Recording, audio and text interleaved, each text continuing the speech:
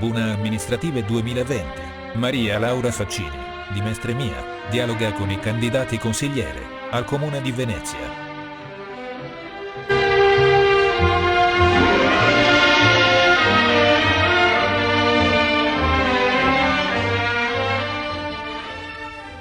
Cari amici, buongiorno e eccoci di nuovo al nostro appuntamento quotidiano con gli incontri elettorali. Sono Maria Laura Faccini di Mestre Mia, siamo nel bellissimo showroom del negozio Abitare 3 in Corso del Popolo 95. Ringrazio come sempre Alessandro e Massimo Trevisan, che sono i titolari del negozio, per l'ospitalità che hanno dato e continuano a darci per questi incontri elettorali, e saluto tutti i nostri amici che sono qui presenti, Andrea Sperandio, Francesco Brunello, Sabrina Scarpa e tutti quelli che ci stanno seguendo in questa diretta streaming. Dicevo appunto che siamo in diretta streaming, quindi come sempre vi ricordo che se volete fare delle domande potete scrivere qui sulla chat, oppure durante la settimana, oggi pomeriggio, quando voi volete, all'indirizzo mail amministrative2020@mestremia.it. E poi da domani il video di questa trasmissione sarà messo su YouTube e potrete digitare Tribuna Amministrative 2020. Bene, allora questa mattinata, dicevamo, continua questa serie di incontri con i candidati consiglieri di orientamento opposto, ma questa mattina sarà anche un po' anomala perché non c'è, mi pare, una differenza così sostanziale. Abbiamo con noi Michele Boato della lista per Mestre Venezia Ecologia e Solidarietà e Marcello Serafin della lista Italia Giovane e Solidale. E io vorrei che ognuno di voi si presentasse un attimo al pubblico, a chi ci segue, per farvi conoscere, e quindi cominciamo con Michele Boato, per favore. Io sono mestrino dal 70, sono nato a Venezia e poi sono arrivato qui per i motivi per cui tanti veneziani arrivano a Mestre, casa, ti sposi e le case non ci sono. E Mestre l'ho vista all'inizio come una città interessante perché amo la bicicletta e quindi è stata il sogno mio, non riuscivo a Venezia ad andare in bicicletta e quindi l'ho amata, nonostante che tutti mi dicessero ma vai in campagna, no, Mestre è stata una città che mi ha accolto bene, però ci ho lavorato molto. Per esempio nell'87-88 con gli amici della bicicletta che abbiamo fondato in quegli anni siamo riusciti a far pedonalizzare Piazza Ferretto, che fino allora era veramente una camera gas, e così anche per Marghera siamo riusciti negli stessi anni a impedire che queste fabbriche, gli azotati eccetera, buttassero ogni giorno più di 3.000 tonnellate di fanghi in mare, e l'abbiamo fatto in maniera garibaldina come siamo abituati noi ambientalisti, con le barchette, bloccando eccetera eccetera, anche prendendosi le denunce da parte della nave Achillele che li portava. Poi è stato denunciato lui per tentato omicidio, è stato condannato perché noi gli abbiamo bloccato la nave. Alla fine il ministro ha detto avete ragione e ha bloccato. Questa cosa sia di Marghera che di Mestre è tutta la mia vita, nel senso che io ho fatto anche un anno e poco il deputato, ma anche lì ho lavorato per esempio per ridurre il fosforo dei detersivi perché il mare non venisse inquinato, ho lavorato perché non ci fossero i sacchetti di plastica, la prima tassa ecologica sui sacchetti è la mia, insomma 100 lire, poi i napoletani sono riusciti a bypassarla facendo un po' di imbroglietti e quindi alla fine questa tassa è stata spostata su altre cose, ma il discorso dell'ambiente, della raccolta differenziata, della mobilità intelligente per me è centrale. Grazie. Marcello Serafin? Io sono Marcello Serafin, ho 45 anni compiuti da poco. Allora, sono trevigiano di origini, sono veneziano di adozione, nel senso che mi sto trasferendo a Venezia. Venezia o Mestre? Sto decidendo, Ecco. Noi siamo qui, poi dobbiamo capire anche come muoverci. Noi dobbiamo ripopolare Io Mestre, sono abituato a guidare tanto, bene. Ho bisogno del volante in mano. Bene. Io sono entrato in questo progetto così per sfida, nel senso che sono una delle due persone che ha pungolato Maurizio Paregari per candidarsi sindaco. Dopodiché, visto che io arrivo da un'esperienza legata al mondo della sicurezza, ho svolto lavori come investitore privato e guardia giurata, anche a dei livelli abbastanza alti, e quindi Maurizio mi ha chiesto poi di potergli dare un supporto dal punto di vista magari della sicurezza, così per quanto Ne riguarda... parleremo, sì. Esatto. Quindi da lì un po' ho accettato questa proposta da parte di Maurizio e tra l'altro sono anche il coordinatore regionale per Italia Giovane Solidale, quindi è stato un incarico doppio. Il motivo per il quale io ho deciso di accettare la proposta di Maurizio al candidato come consigliere comunale è perché insieme con lui condivido una politica di solidarietà nei confronti delle famiglie, nei confronti dei lavoratori, nei confronti anche delle imprese. Sì, ce ne hai parlato infatti. Condividiamo esatto questo punto di vista, perché pur non essendo io una persona mai amante della natura aperta, imparo da madre natura che mi insegna che deve esserci equilibrio. Se non c'è equilibrio tra queste tre forze principali che sono appunto lavoro, impresa e famiglia, purtroppo poi non si riesce a creare un buon equilibrio. Grazie. Allora, cominciamo un attimo nel vivo, domandina facile facile, parliamo di cultura a Mestre. Allora, la cultura a Mestre in terraferma non è di certo sufficiente per un territorio così grande come quello appunto in cui viviamo e anche con un così alto numero di residenti. Mestre è la terza città del Veneto e si merita un'attenzione e una stagione culturale adeguata, non soltanto diciamo di riflesso da Venezia. E qual è il progetto delle vostre liste per ripensare la funzione e l'offerta culturale della città di terraferma? Allora, io penso, e condivido questo pensiero anche chiaramente con il nostro gruppo, che le amministrazioni locali dovrebbero ricominciare a dialogare con le associazioni sul territorio, perché la globalizzazione sta portando un po' alla volta a perdere quelle che sono delle tradizioni che poi sono legate più delle volte alla nostra cultura. E poi in una città molto vasta come Venezia, con delle differenze anche dal punto di vista geografico, perché chiaramente Venezia isola una cosa, Mestre, Villaccia Marghera, dall'altra parte abbiamo Favaro con la questione dell'aeroporto, eccetera. Credo che in queste macro aree del comune si possano sviluppare, si siano sviluppate delle culture, delle tradizioni leggermente diverse ma anche tra di loro. Secondo me la perdita di attenzione nei confronti della nostra cultura, dei nostri punti di vista culturali, è molto legato anche a questo fatto, il problema che le amministrazioni locali dialogano sempre meno con le associazioni che ci sono sul territorio e che potrebbero, senza ombra di dubbio, riportare, dando aiuto, dando ossigeno alle amministrazioni, riportare a dei livelli più alti magari delle manifestazioni culturali o le sagre paesane mi vengono in mente, cioè nei centri molto più piccoli sono le proloque, le associazioni di parrocchia, cose che organizzano ma vengono sentite dall'amministrazione. Probabilmente nelle città più grandi si ha la tendenza a perdere un po' questo senso del dialogo con le persone che sono più radicate nel territorio. Grazie, Michele.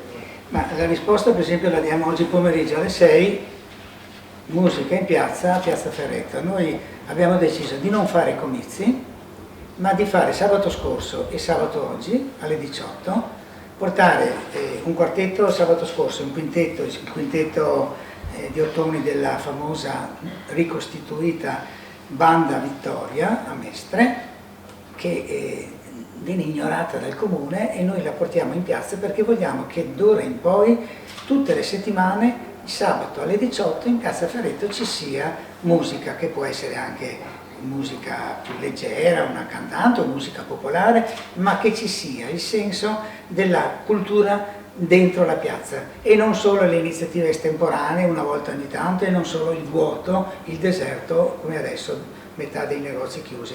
Questo è il senso concreto, cioè vogliamo per esempio che il Teatro Momo che esiste in Via Dante venga utilizzato tutti i giorni, non una volta ogni tanto per fare il concorso fra le scuole. Vogliamo che riaprano l'Auditorio Lipiello della Cipressina, che incredibilmente l'anno scorso il comune ha chiuso sbaraccando tutte le associazioni che ci lavoravano dentro e facevano cultura.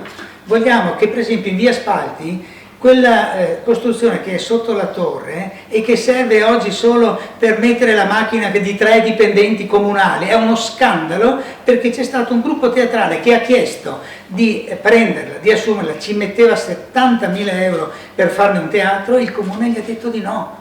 Ebbene, questa è la situazione di Mestre, dobbiamo veramente svoltare senza polemiche, lo facciamo per esempio portando a spese nostre, perché oggi ovviamente questi 5 che suonano verranno giustamente retribuiti, sono un po' volontari e un po' anche no, e vogliamo che questa cosa però diventi patrimonio del comune, perché Mestre ha bisogno di questo. Grazie. Parliamo di ambiente. Allora, da parte di cittadini, associazioni, comitati diversi naturalmente, c'è una grande richiesta di cambiare o almeno rivedere il regolamento per il verde pubblico, privato e pubblico appunto del Comune di Venezia. Si chiede più verde in centro, più alberi, più certezza di vivere in una città sana e anche gradevole agli occhi, perché dove c'è verde chiaramente è molto più bello. Si chiede a gran voce, tra l'altro, la riattivazione compiuta del Forum del Verde, che prevede la collaborazione costante tra l'amministrazione e i cittadini. Qual è il vostro pensiero, la vostra proposta? Allora, noi stiamo valutando anche appunto con persone che fanno parte di associazioni, quella che può essere una misura di collaborazione che porti a dei risultati che siano vantaggiosi per il cittadino. Ripeto, se le amministrazioni non comunicano con il cittadino, non può sapere quali sono i reali bisogni. Il cittadino va sicuramente ascoltato e va incentivato a partecipare a decisioni che riguardano appunto il proprio benessere. Quindi verde è senza ombra di dubbio una cosa che serve, perché dà la possibilità alle famiglie di poter passare delle ore in un'area salubre, in un posto salubre dove i bambini possano giocare. Adesso tra l'altro stiamo passando un periodo in cui non si capisce bene quanto liberi si può essere di giocare,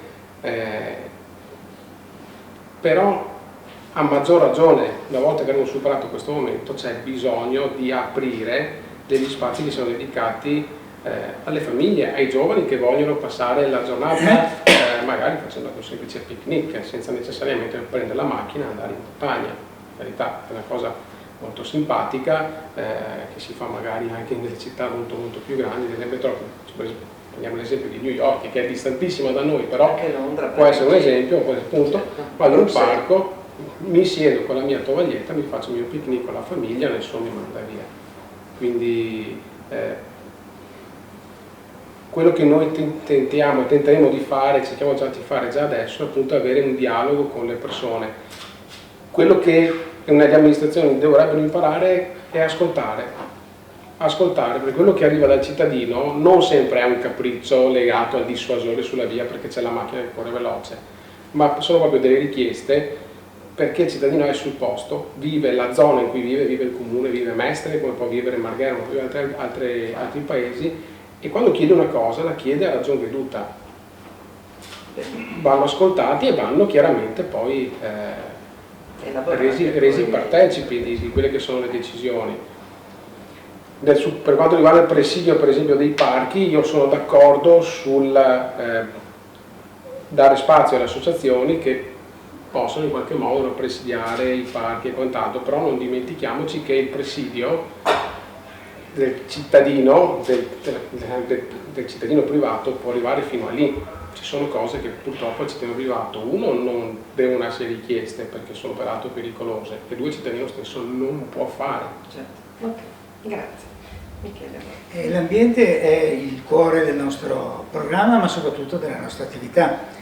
Noi nella lista abbiamo moltissime persone che fanno parte di associazioni tipo Amico Albero, tipo i Settenani di Cipressina, che sull'ambiente fanno tutto, nel senso che sono nate su questo.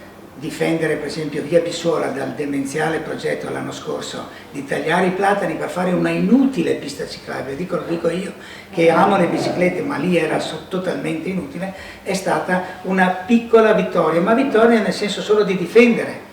Abbiamo perso invece su via Pio X, dove hanno distrutto il piccolo parco di via Pio X per fare quell'obbrobrio, la casa col buco, che oggi ospita un po' di colombi e un po' talvolta di tossici.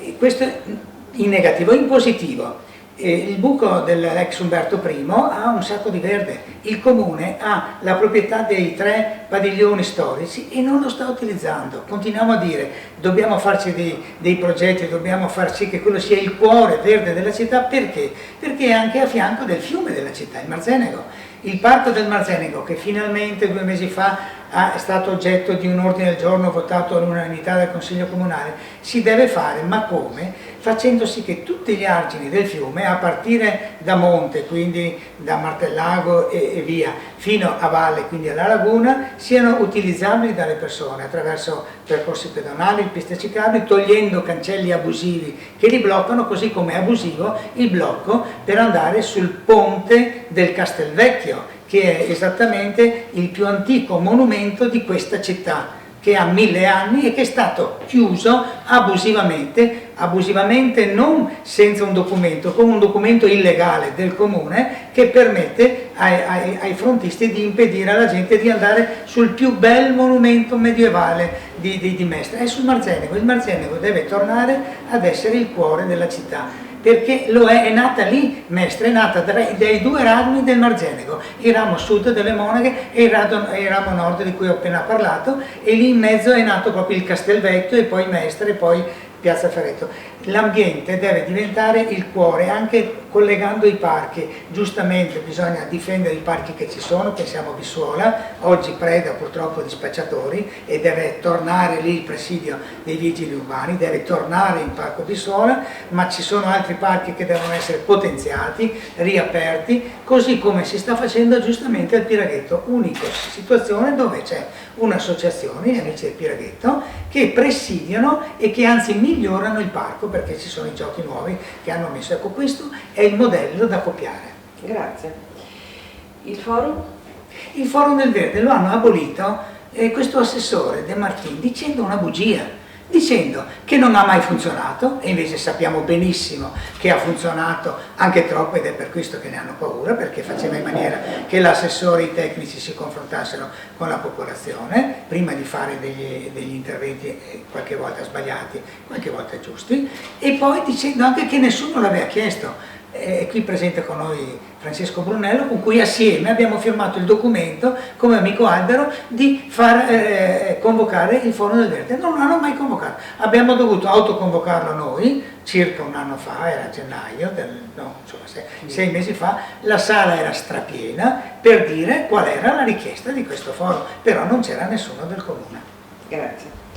Parliamo di Porto Marghera, perché siete sensibili tutti e due, anche nel vostro programma se ne parla molto. Allora, abbiamo parlato nei giorni scorsi con tutti i candidati sindaco e anche con i candidati consiglieri del futuro e dello sviluppo di Porto Marghera e degli effetti che questo porterebbe anche a cascata su Mestre e su tutta la terraferma.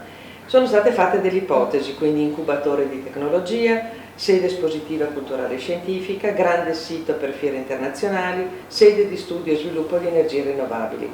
Qual è la vostra idea al riguardo? Allora, come chiaramente aveva anticipato Maurizio Callegari la settimana scorsa, c'è bisogno di disinvestire dalla chimica pesante, questo è inevitabile. Il problema delle politiche moderne, che siano locali o meno, centrali, è che è una pessima abitudine di togliere senza riempire. È impossibile pensare di chiudere azzerando posti di lavoro senza aver prima pensato e ragionato, ma insieme appunto anche con associazioni sparse sul territorio, con i cittadini, su possibili soluzioni. Le soluzioni sono tutte buone. Le idee buone non hanno un colore politico, non hanno una bandiera politica. Le idee buone hanno il vantaggio che viene offerto ai cittadini, non alle tasche di pochi, indipendentemente che siano giù, qui, altrove. Dire che un'idea è più buona di un'altra lascia il tempo che trova. L'importante è riempire un buco se vado a togliere. Non posso azzerare posti di lavoro, non posso creare nuovi poveri, perché Se tolgo posti di lavoro non faccio altro che creare nuovi poveri, se creo nuovi poveri non faccio altro che creare degrado, assenza, fughe, e di conseguenza poi vado ad alimentare delle situazioni di delinquenza, eccetera. Quindi lei che cosa si aspetterebbe che ci venisse? Che venisse? Ma noi abbiamo pensato appunto a riqualificare la zona, magari appunto pensando un po' fieristico, dove poter fare anche arrivare da fuori, dando spazio poi magari chiaramente anche a delle attività appunto di sviluppo tecnologico. Chiaramente Maurizio poi arriva anche da quel settore là, sì. E quindi magari qua già vede qualche chilometro più in là di me. Io sono un po' più pragmatico, un po' più pratico, però ripeto, quello che è importante è dare la possibilità poi a tutta la cintura urbana, a tutte le zone limitrofe, alle persone che vivono nelle zone limitrofe, di poter accedere a quest'area, e per motivi di svago culturali, ma soprattutto per motivi di lavoro. Quindi un grande progetto, diciamo, che implichi la collaborazione. Se individuo Marghera, certo, come polo industriale, come centro di lavoro, come, certo, una zona che produce posti di lavoro, poi o lo sposto da un'altra parte, facendo comunque poi confluire le persone da un posto, oppure lo ricreo lì. Certo, grazie. Michele. Su Marghera si sono sentite un sacco di proposte, ma voglio parlare di fatti. Hanno fatto il Vega. Sul Vega ci abbiamo lavorato, ero in giunta regionale nel 93, quando con Walter Vanni, assessore al lavoro, io ero all'ambiente, abbiamo portato i soldi dell'Europa per fare il parco scientifico tecnologico. È stata una cosa interessantissima. Prima non si riusciva a farlo perché non c'erano assessori veneziani dentro alla regione, tutto andava a finire all'Università di Padova. Però quell'occasione in gran parte è stata sprecata, perché il Vega non è diventato veramente un polo scientifico tecnologico, cioè l'incubatore di cui si parla, è diventato l'ufficio di rappresentanza di tante ditte e molto poco un incubatore. Lo deve diventare, la gestione fino adesso non è stata. Ma c'è a fianco, hanno costruito quel grande padiglione che si chiama Acqua, che hanno sprecato per fare l'Expo Bis a Venezia. Chi entrava pagava un bel biglietto, mi pare si pagassero 12 o 16 euro, a non vedere nulla, un imbroglio incredibile, ed è rimasto lì vuoto. Ebbene, la fiera espositiva si può fare domani, lì c'è il padiglione vuoto, pronto, da 10 anni. Abbiamo per favore un po' di intelligenza di utilizzarlo, prima di pensare di fare che... Lì è pronto, esattamente nel posto giusto, cioè dove si può parcheggiare la macchina, andare e eventualmente prendere il bus per andare a visitare Venezia. Terzo elemento, lo stadio. Facciamolo a Marghera lo stadio. Perché dobbiamo togliere un altro pezzo di agricoltura a Tessera, quel famoso quadrante Tessera, invece di farlo lì? C'è già il posto pensato, l'ex Sirma, dove si arriva con i bus, dove c'è il parcheggio, è stata già studiata la cosa. Perché non si vuole fare lo stadio lì? Attenzione, perché evidentemente ci sono degli interessi immobiliari che non si possono dire sui terreni di Tessera. C'è un signore che magari potrebbe arricchirsi ancora di più, molto, si è già molto arricchito con tutte queste, diciamo, compravendite di parcheggi attorno all'aeroporto, che vorrebbe arrivare anche lì. Ma no, è sbagliato uno stadio lì, non si arriva in aereo allo stadio, si arriva con i mezzi pubblici dalla stazione e si arriva lì a Marghera. Ho fatto 3 proposte che secondo me non sono quelle ci vogliono tanti soldi per depurare, non ci sono, no, ci sono già. Acqua è lì, Vega è lì, e per fare lo stadio i soldi ci sono, anche quelli, basta volerlo fare lì. Grazie. Parliamo di viabilità. Allora, vi sembra che quanto fatto dall'amministrazione uscente sia stato sufficiente per la fluidità del traffico di Mestre e la sicurezza dei pedoni? Cosa pensate della proposta che ci è arrivata tra l'altro proprio dai cittadini, cioè di estendere l'area della zona blu a tutto il territorio con adeguamento al ribasso delle tariffe, quindi paghiamo tutti ma paghiamo meno? Marcello. Allora, la viabilità secondo me è uno degli aspetti più difficili da gestire, perché poi ognuno di noi chiaramente la vive in maniera diversa. chi va in bicicletta ha bisogno di un certo tipo di spazio, chi va in macchina ha bisogno di un altro tipo di spazio. Quello che manca a priori è la buona educazione. Mi spiace dirlo, ma siamo secondo me tra gli utenti della strada, a prescindere, io sono un automobilista, macino 40.000 km l'anno, ma vedo pedoni, ciclisti, sono un ex motociclista, un po' di anni pure non riesco ad andare in moto, però mi piace la strada, mi piace l'asfalto, però ragazzi bisogna ritornare ad avere un po' di buon senso, non posso attraversare la strada che sono sulle strisce pensando di essere invincibile, perché se il tizio sbadatamente, anzi criminalmente è attaccato al telefono, non mi vede, mi centra, e non è una gamba rotta che mi fa, potrebbe succedermi qualcosa di peggio. Quindi a prescindere dal fatto che a mio avviso per quanto riguarda la viabilità bisogna, e uso un termine molto forte che bisogna, ritornare ad un'educazione anche agli adulti. Non solo, è inutile fare la scuola se poi tanto quando vado a casa il bambino vede il papà che fa di tutto in macchina. Bisogna tornare ad essere civili al volante. Civili, stiamo utilizzando una cosa che è pubblica, la viabilità è pubblica, non è mia, sto utilizzando un bene pubblico circondato da altri esseri umani, quindi buon senso. Dopodiché sì, io sono pienamente d'accordo sulle zone pedonali. L'importante è che quando tolgo io metto. Sono state create anche in altri comuni, io in questo momento vivo nel comune di San Donà di Piave. Anni fa fu creata una zona pedonale, con quale risultato?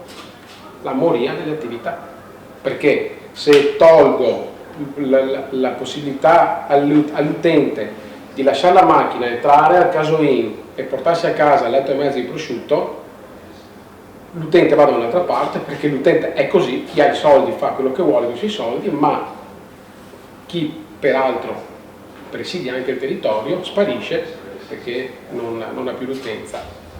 Quindi ben vengano le soluzioni verdi, le soluzioni che portino a ridurre l'impatto ambientale, che riducano anche il traffico, che è salutare sia dal punto di vista dei gas di scarico ma anche dal punto di vista appunto della vivibilità. Però l'importante è che si pensi a quello che si sta togliendo, andando ad aggiungere qualcosa. Quindi benissimo, si fa, bisogna assolutamente potenziare per esempio quelli che sono i servizi pubblici, magari sempre in maniera intelligente, perché ieri sera vedevo una foto di uno che si faceva ricaricare la macchina elettrica con un generatore alimentato a benzina trasportato in emergenza da una vettura a diesel. Questo dà l'idea no ma è vero, perché questo noi facciamo, per fare una roba fatta bene ne creiamo tre, non posso usare dei termini forti perché ci sono bambini mali che ci guardano, però l'idea è proprio quella. Grazie. L'importante è se tolgo metto, certo, se no non andiamo da nessuna parte. Prima anticipo una cosa, tanti anni fa, e credo che forse no, certamente era una giunta di centro-sinistra, non questa, sono stati istituiti i famosi parcheggi scambiatori, che sono vuoti, sono usati per così oppure sono assolutamente vuoti. Questo potrebbe andare incontro alla proposta che diceva Marcello Serafin sul fatto di istituire dei piccoli, magari dei mezzi pubblici con 10-15 posti a fare un servizio a navetta, ma effettivamente quelli li abbiamo, dicevamo che le cose ci sono. A Padova ci sono, i minibus ci sono, uno parcheggia un po' distante, poi il minibus passa ogni quarto d'ora. A Mestre non li hanno mai fatti e quindi i parcheggi restano vuoti sul Terraglio, sulla Castellana e purtroppo li vediamo. Io faccio un riferimento a una grande città, più difficile di Mestre, che sta facendo una rivoluzione da 5 anni enorme, ed è Parigi. A Parigi, da quando c'è questa sindaca Hidalgo, che adesso è stata rieletta proprio su questo tema, c'è il progetto che sta attuandosi molto bene della città dei 15 minuti, si chiama proprio così, cioè fare in maniera che tutta la città sia fatta da quartieri, ma Mestre è un grande quartiere, poi ovviamente Favara, Chirignago sono altri, Mestre come quartiere tra virgolette, non come, che abbia tutti i servizi essenziali, questo per ridurre la necessità del traffico che può essere ridotto. Se c'è a Mestre e si ripotenzia per esempio il centro sanitario di via Cappuccina, invece di buttarci tutti in coda all'albergo, all'hotel L'Angelo, bello, quindi potrebbe... chiamiamolo così, all'angelo. Ebbene, se le scuole diventano il cuore del quartiere, se ci sono tutti i negozi di prima necessità, non tutti ovviamente, ma quelli essenziali almeno, se ci sono le farmacie, se ci sono insomma i servizi di prima necessità, le biblioteche e così via, ecco che tutta la questione del traffico cambia dimensione. C'è uno studio dell'Istat che dice che il 50% di chi usa la macchina in città la usa per percorsi dai 2 ai 3 km. È incredibile questa cosa. Dobbiamo creare perciò una situazione in cui si sia invitati ad andare a piedi o al massimo in bicicletta, perché è facile andarci, ma allora bisogna che sia facile andarci. Per esempio, chi ha progettato questo corso del popolo non ci ha pensato proprio. Noi siamo in un corso del popolo che è pensato tutto ed esclusivamente in funzione delle auto, largo, come più di qualsiasi altra strada di Mestre, ma senza un percorso ciclabile e con una situazione di parcheggi che occupano tutte le parti, insomma. La situazione deve essere pensata, e questo si sta facendo a Parigi, ma si sta facendo da qualche mese anche dopo il Covid a Milano. Anche a Milano si sta cominciando a pensare a questa cosa, una città che sia più a misura di pedoni soprattutto e di ciclisti, perciò di bambini e di anziani ovviamente, che non dell'automobile, non per scacciarla l'automobile, perché l'automobile deve essere usata in maniera intelligente. Prima bisogna incentivare il fatto che si usa l'auto in più persone, e questo lo possono fare i datori di lavoro, che possono finanziare in qualche maniera chi arriva con macchine con 2 o 3 persone invece che da solo. Si fa questa cosa all'estero, così come in Danimarca si dà un contributo a chi arriva in bicicletta, così a Parigi si comincia a dare un contributo a chi arriva in macchina con 3 dipendenti invece che con uno solo. Stanno vicini di casa, una volta viene uno, una volta arriva l'altro. E poi c'è il problema di fare in maniera che le macchine non siano un pericolo. Questo lo sappiamo, io ogni volta che di sera passo per Corso del Popolo ho il terrore di mettere sotto qualcuno. Ma perché ho il terrore? Perché vado, secondo legge, a 50 km all'ora. In città, dove può attraversare la persona all'improvviso, perché purtroppo succede così, e lei è stato ricordato, bisogna andare a 30 km all'ora. E non è veramente un grandissimo disturbo. Tutti a 30 km all'ora perdi un minuto, ma magari salvi una vita umana. Un anno fa c'è morta una ragazzina in via Piave, sul passaggio pedonale. Lei stava passando sul passaggio pedonale e l'automobilista non lo sto condannando a morte perché è normale che tu vai in via Piave a 50 all'ora e se ti sbuca una ragazzina sul passaggio pedonale non ce la fai a fermarti, è automatico. Questo sto dicendo, cioè bisogna che tutta la città capisca che al primo punto c'è la vita e il benessere delle persone. Grazie. Parliamo di commercio. Allora, voi avete, chiaramente sapete, perché anche lei se non abita qui lo sa benissimo, che il commercio qui in città, in terraferma, è in grandissima sofferenza, ma non da adesso per il Covid, ma da molto tempo fa.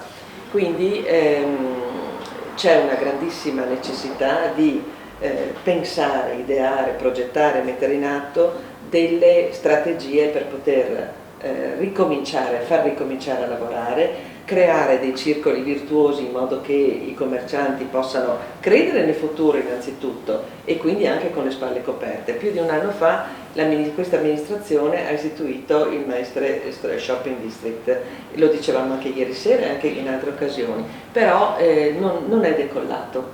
Che idea avete voi per questo grossissimo problema? Posso, scusa? Sì. Mi sono dimenticato una cosa sulla viabilità perché sì, è troppo importante. Certo. Non può Brugnaro invitare i genitori a portare i bambini a scuola in macchina. È una pazzia. Dobbiamo invitare le scuole a organizzare i pedibus, che i bambini vadano tutti assieme in sicurezza a scuola. È una pazzia questo invito. Guardate che veramente sono rimasto sbalordito a leggerla questa battuta. Ti chiedo scusa. No, mi caro, io sono d'accordo. Guarda, mia figlia andava, perché da quest'anno va alle medie, poi ci siamo sempre passando un attimo un po' usciti, ma andava a scuola con i pedibus. Sì, ma anche qui una volta. Ma anche qui arrivano svegli, si sono già calmati perché la camminata Ti chiedo scusa se ti ho interrotto, ma era troppo importante. Tranquillo. Certo. Riparliamo del commercio. Allora, questione commercio che è legata a stretto filo a una serie di non ad un unico fattore, ma a più fattori, perché poi chiaramente allora, commercio, partita IVA, aprite cielo, potremmo dire di tutti i colori, perché chiaramente come noi sosteniamo e qualcuno di noi vive o ha vissuto, purtroppo in Italia c'è questa pessima abitudine di bollare un portatore sano di partita IVA come un evasore, un farabutto, uno che si arricchisce sulle spalle di tutti, uno pieno di soldi, eccetera, eccetera. Quando in realtà, insomma, uno magari, se è anche bravo ad imprendere, è giusto anche che faccia due soldini, sempre nelle misure di legge e quant'altro, ma poi produce di fatto anche dei posti di lavoro. Il problema, secondo me, non è solo locale. È chiaro che in una politica come la vedo io, come la vediamo noi, di solidarietà verso le imprese e di conseguenza verso le famiglie e i lavoratori, il primo step lo debba fare proprio l'amministrazione locale, anche per mandare un segnale chiaro alla politica centrale, che si dimentica che è distante anni luce da quello che è il nostro modus vivendi, che non hanno nemmeno idea di cosa significhi portare a scuola i bambini la mattina o mandarli con il pedibus piuttosto che tirare su o giù la saracinesca la mattina cercando di sperare che qualcuno ti entri in bottega, perché nelle discoteche ci butta fuori, ci vorrebbe ributta dentro nelle botteghe. Qui siamo ospitati in un negozio che quindi appunto, però, so che sto sfondando facendo gol a porta libera. Chiaramente in casa di imprenditori non si può pensare diversamente, ma io questo ragionamento lo faccio, io ho 45 anni, lavoro da quando ne avevo 15 e in vita mia ho avuto 3 partite IVA. Sono stato agente di commercio, ho avuto un'impresa di logistica e ho avuto anche una piccola attività commerciale. E sono stato anche dipendente. Ho fatto il commesso sul mercato, e sono stato guardia giurata, sono stato anche comandante delle guardie giurate. Quindi sono stato seduto nei vari punti del tavolo. Sì. E mi sono reso conto che deve esserci simbiosi, se non c'è simbiosi ed equilibrio non si va da nessuna parte. L'amministrazione locale deve cominciare ad avere una politica di solidarietà verso le imprese, che in questo caso fanno commercio. Anche dal punto di vista magari del rilascio delle licenze, io forse magari sarò anche un po', avrò delle idee un po' retrograde da questo punto di vista, però secondo me quando il rilascio di licenze era un po' più regolato, si riusciva ad avere un pochino più di equilibrio. No, per carità, noi non siamo contro la globalizzazione, completamente contro la globalizzazione, perché comunque è sempre bello avere, è un motivo di crescita il confronto con culture diverse dalle nostre, però non possiamo dimenticarci da dove arriviamo. Quindi non ho nessun problema, noi non abbiamo nessun problema contro varie attività aperte da stranieri, ad esempio, purché vengano svolte in concorrenza leale. Ma se il primo a fare concorrenza sleale alle imprese è lo Stato o l'amministrazione locale, che va ad agevolare gli stranieri, non pagano le tasse per 2 anni, poi spariscono, cambiano gestione, non lo vai più a riprendere, eccetera, è chiaro che poi tutto questo viene ripreso e si ripercuote contro l'impresa locale, che chiaramente per pagare gli stipendi viene tartassata, subissata, vessata e quant'altro. Mi verrebbe da proporrei come consigliere comunale, ma ci piacerebbe poterlo fare seduti a Caffarsetti, un sistema di circolazione locale all'interno del Comune di Venezia, Mestre, perché l'interscambio all'interno della città sono soldi che rimangono all'interno. Noi dobbiamo pensare all'indotto che crea l'attività in paese, ma l'attività in paese c'è se ci sono soldi, e per fare soldi cosa devo fare? Devo creare posti di lavoro. È un circolo vizioso. Sì. È vizioso oggi, deve tornare adesso un circolo virtuoso. Grazie. Certo. Sono sul circolo virtuoso anch'io, cioè i negozi di quartiere, basta centri commerciali, hanno svuotato la città, basta, hanno svuotato non solo le piazze, la cultura, ma anche il commercio, metà negozi chiusi nella zona del centro di Mestre, è incredibile. E se tu vai a parlare con loro ti dicono che non ce la fanno più perché non c'è più la clientela va nei centri commerciali.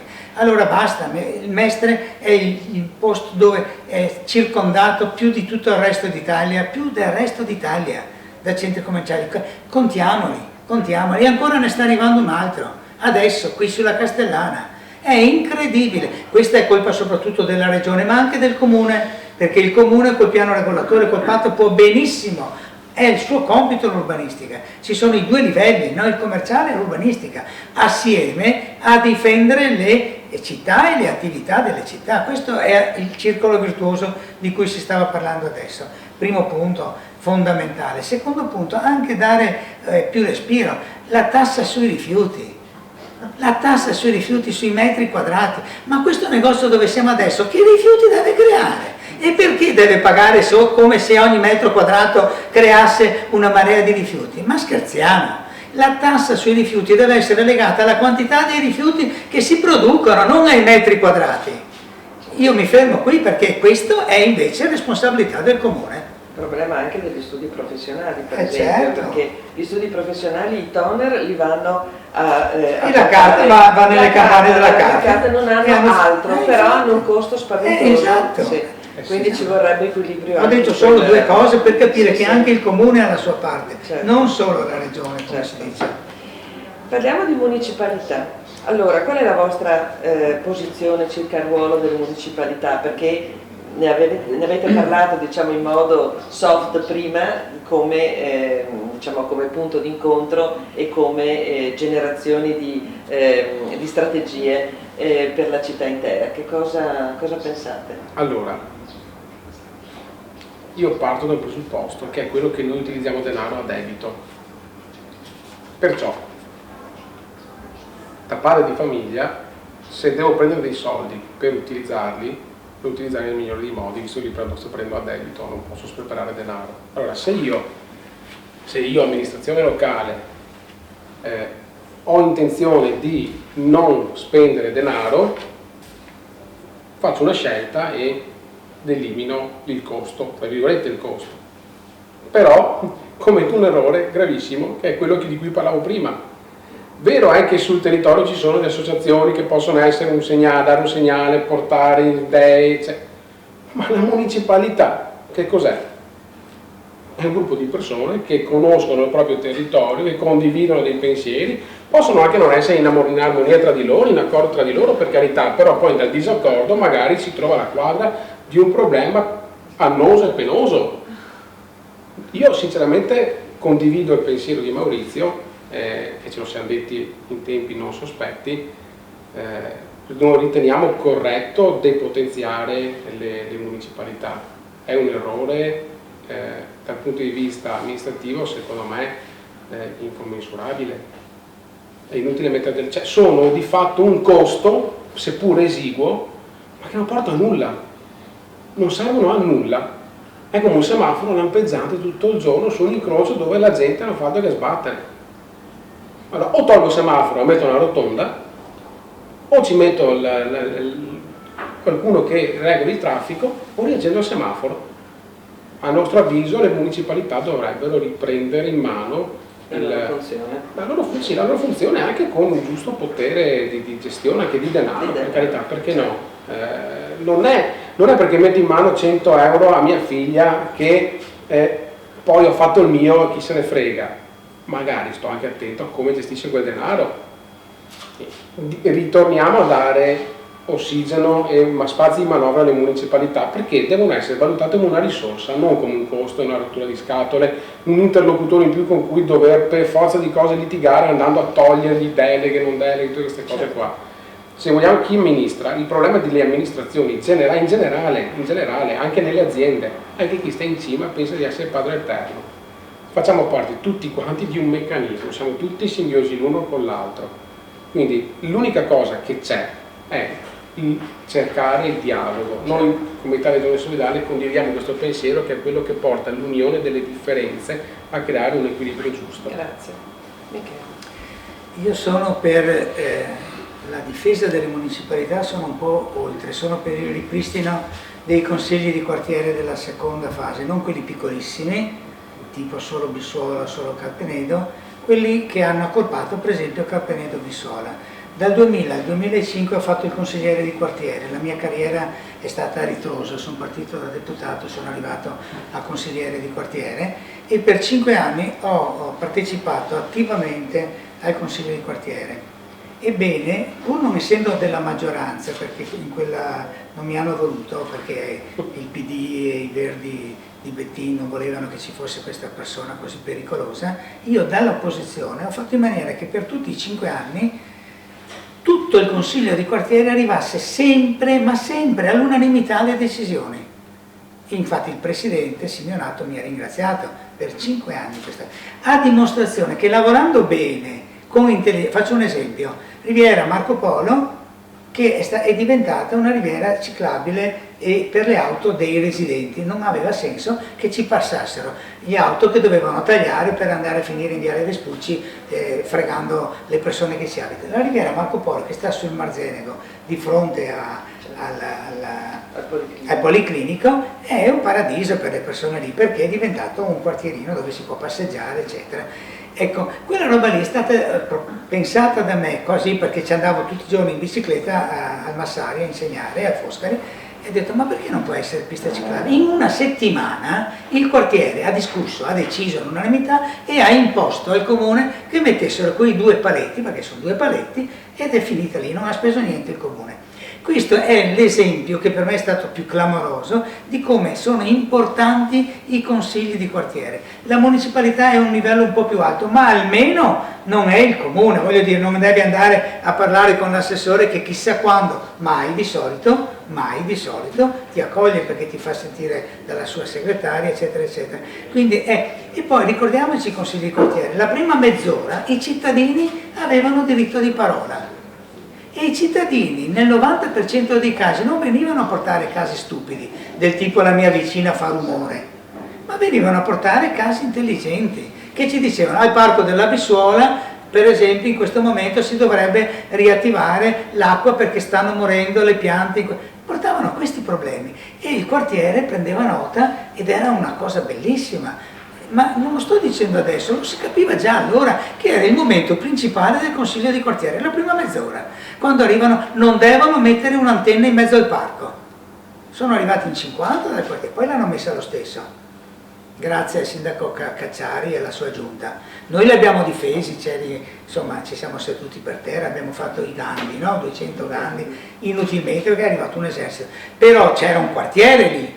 In quel momento abbiamo perso, con la riviera Marco Polo abbiamo vinto, ma in generale tutte le piccole cose che si potevano aggiustare si aggiustavano a quel livello. Ce l'ha insegnato Don Sturzo nel 1900 col principio della sussidiarietà. Dal basso si devono affrontare le cose, non dall'alto, non come adesso ogni volta che fai un'iniziativa devi andare al centro del mondo dalla segreteria di Brugnaro per chiedere il permesso di fare un'iniziativa in Via Verdi. Ma chi l'ha detta sta cosa qua? Dobbiamo avere un interlocutore vicino dove si colloquia e anche si risolvono i problemi. Addirittura bisognerebbe creare dei centri di informazione di quartiere, questa è l'idea di Parigi, dove li stanno facendo, dove tu non vai solo a chiedere le cose di questo genere, ma persino quelle private. Ci sono degli idraulici in quartiere, non so dove andare e ho un disastro in casa. Ci sono, dove è aperta la farmacia?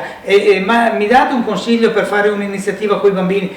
Cioè, questo dovrebbe essere la democrazia dal basso, senza spese. Il discorso che sono spese non è vero, perché questa cosa qua a Parigi la fanno con i volontari. Anche a Bruxelles. Con le associazioni di volontariato non spendono niente, però c'è un posto dove si possono mettere queste persone. Quindi hanno chiusi tutti i posti. Anche se fossero spese. Ma anche un po' di spese, certo. Ma anche se fossero spese, se c'è un risultato che dà vantaggio al cittadino, non è una spesa, è un investimento, certo. Perché il cittadino che è contento produce, fa, gira, crea benessere e quindi certo. cavolo. Certo. La cosa più semplice da fare per le amministrazioni è creare cittadini felici. Certo. Allora, siccome stiamo avvicinandoci all'ora, io ho 2 domande importanti e quindi vi chiedo, dato che di essere concisi. Sicurezza e degrado. Allora, sicurezza e degrado che viene lamentata come problema da parte di tantissimi cittadini, non soltanto della zona circostante alla stazione o via Piave, ma anche in molte altre zone. Secondo voi è sufficiente la repressione? Come dicevamo ieri sera, sono stati presi molti vigili della polizia locale nuovi, sono anche preparati, sono delle brave persone, ma è sufficiente questo o bisogna anche mettere in atto delle strategie diverse? La sicurezza io l'ho vissuta appunto. in prima persona, girando di notte, ho cominciato girando di notte con la macchinina. Molto spesso è una questione di percezione, cioè i cittadini, a seconda delle zone in cui vivono, a seconda addirittura del sesso, vivono la sicurezza con percezione differente. Un uomo che cammina da solo per strada non ha paura del portafogli, una donna che cammina per strada ha paura di qualcos'altro. Allora, non voglio scendere nel particolare per quanto riguarda l'assunzione di nuovi agenti, eccetera, anche perché probabilmente ce ne saranno una buona parte che dovranno anche andare giustamente in pensione o che magari per una serie di motivi non sono magari in grado di ammodernarsi, no? Di aggiornarsi. La repressione serve fino a un certo punto, è indispensabile, non posso pensare di andare a fare la carezza a quello che va a rubare le macchine o mettere le mani addosso alle donne, eccetera. Il problema è, cioè, qualche giorno fa ho commentato sulla mia pagina Facebook quell'articolo di, forse era della Nuova Venezia o di Venezia Today, non mi ricordo, parla di quel tizio che ha malmenato gente da una parte, poi l'hanno preso, se n'è andato dal Lido, ha fatto altri malanni. Allora, noi possiamo mettere 10 milioni di agenti di polizia locale, possiamo chiamare l'esercito, vogliamo chiamare la Guardia Nazionale Americana, possiamo chiamare chiunque. Abbiamo un problema fondamentale che è la magistratura. A me dispiace di queste cose, io ho lavorato con avvocati, ho lavorato con magistrati per anni. Se la magistratura non fa il suo lavoro, l'agente di polizia, il carabiniere, la guardia giurata, il vigile di quartiere, chiunque viene demotivato a fare il suo lavoro, tanto più che se becco uno che entra a casa di un altro, ancora solo per avergli detto stai fermo lì, mi prendo una denuncia per abuso di potere oppure per eccesso colposo di stiamo scherzando.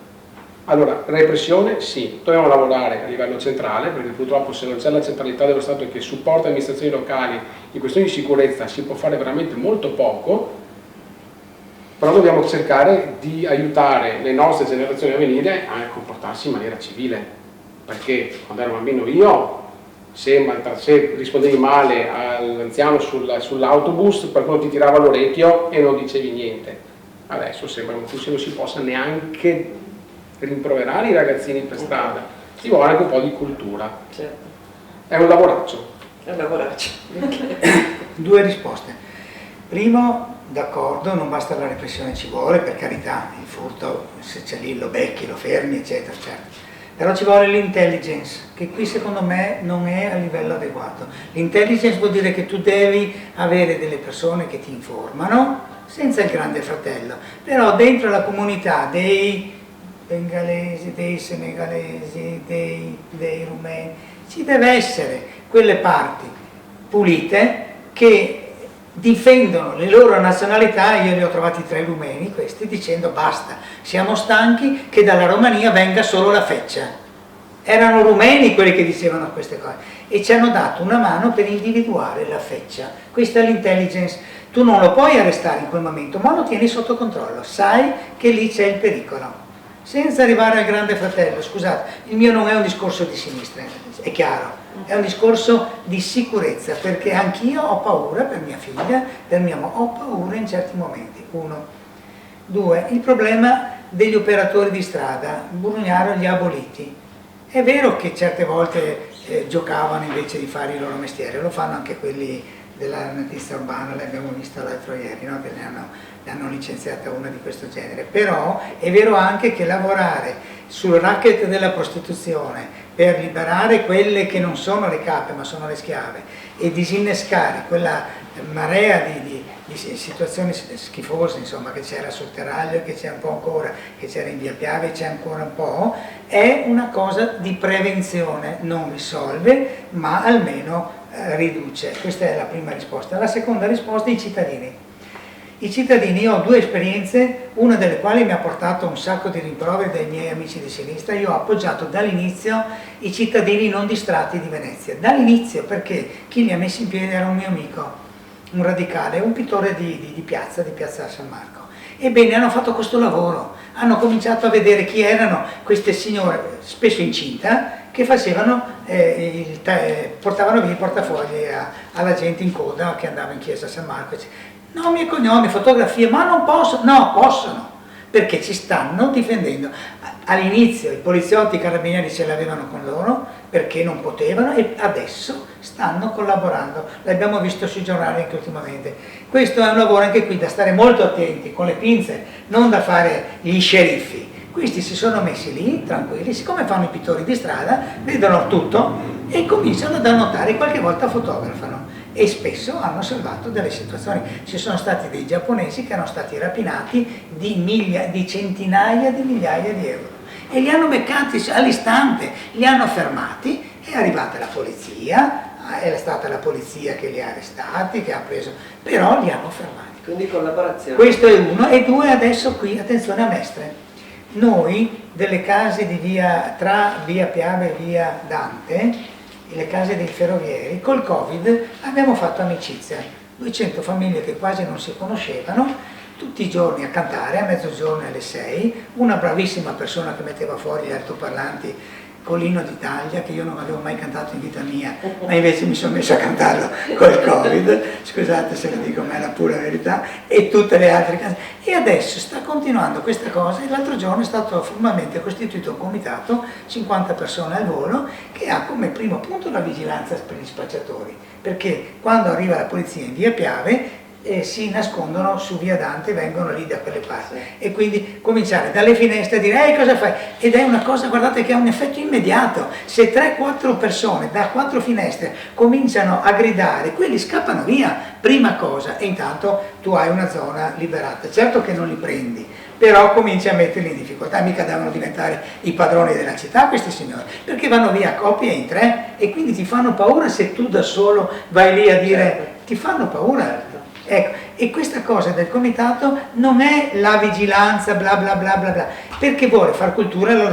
L'altra sera abbiamo fatto un film tutti a casa di Alberto Sordi, all'aperto, 50 persone. Quando 50 persone all'aperto guardano un film, quella zona è presidiata. Basta, ho finito. Grazie. Allora, abbiamo trascorso un'ora piacevolmente insieme. Io adesso, come al solito, chiedo a ognuno di voi di guardare la telecamera e chiedere il voto per sé e la sua lista ai cittadini che ci stanno ascoltando. Quella. Prego. Allora, io vi invito il 20 e il 21 settembre a riconoscerci un po' di fiducia. Il nostro è un programma che ha come centralità appunto la famiglia, il lavoro, di conseguenza le imprese, perché sono quelle 3 entità che possono perché sono fondamentali per ridare vita a qualsiasi comune, in questo caso al Comune di Venezia. È un comune molto interessante dal punto di vista culturale e geografico, perché chiaramente comprende delle zone completamente diverse tra di loro, ma che a nostro avviso devono vivere in simbiosi tra loro. Quindi se riusciamo ad avere un po' di vostra fiducia, 20-21 settembre, Italia Giovane, lista Italia Giovane Solidale, Maurizio Calegari sindaco. Grazie. Michele. Noi siamo quelli del cuore, l'abbiamo scelto anche se sembra un po' bambinesco, però è il simbolo di New York anche, no? Io amo New York, lo sapete, il cuore, NI. Noi amiamo Mestre, abbiamo scritto Mestre prima di Venezia, perché vogliamo che Mestre abbia tutto il rispetto che merita. Siamo stanchi di dire Venezia, ma sì anche Mestre. No, questa lista è nata proprio così. Attenzione, non siamo separatisti, noi non abbiamo fatto la campagna, lo sanno i miei amici qui che l'hanno fatta invece, e io li rispetto, perché anche molti miei amici l'hanno fatta, ma non è questo il tema è che Mestre ha diritto ad essere riconosciute, e quindi stiamo parlando di poteri, stiamo parlando di assessorati, ma stiamo parlando soprattutto di una cultura cittadina, Piazza Ferretto, la musica in piazza, la cultura, i teatri da riaprire, Mestre. Noi veramente amiamo questa città, amiamo anche Venezia, io sono nato a Venezia, ci mancherebbe altro, ma sentiamo che tutto il mondo si preoccupa di Venezia e troppo pochi si preoccupano di Mestre. Grazie. Bene, io vi ringrazio molto di essere stati qui con noi questa mattina. Per finire ringrazio come al solito le persone che sono qui vicino a me e che hanno collaborato per l'organizzazione di questa mattina, e vi do appuntamento domani, domenica 13 settembre, sempre alle 10:30. Avremo con noi Elenia Barban di Giorgia Meloni Fratelli d'Italia e Giorgio Soppiei della lista Idea Comune 2020. E in questo caso avremo due liste completamente contrapposte. No, ma da noi non si fanno, da noi non c'è il sangue, per fortuna, e sono sicura che anche domani si svolgerà tutto nella più grande civiltà. E quindi vi ringrazio ancora una volta e ringrazio ancora i nostri ospiti di oggi. A domani, arrivederci. Bene.